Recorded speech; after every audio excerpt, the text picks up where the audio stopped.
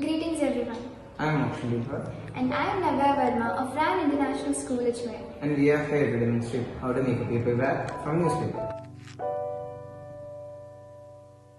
So let's check out what all things we need. First, we will take two newspaper and then we will apply Fevistick on its borders.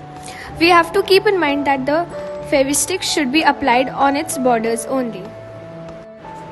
We will paste the another newspaper on it. We will fold the newspaper from one side and will stick it to the other side. We will fold the newspaper a little from one side.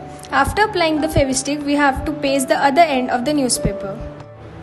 Now the next step is folding. Be very careful.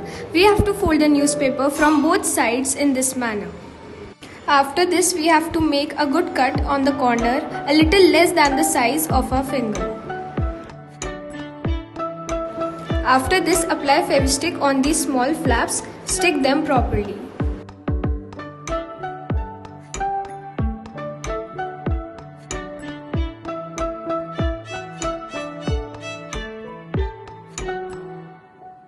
Punch the top of the bag to insert ribbon for support so that we can hold the bag properly.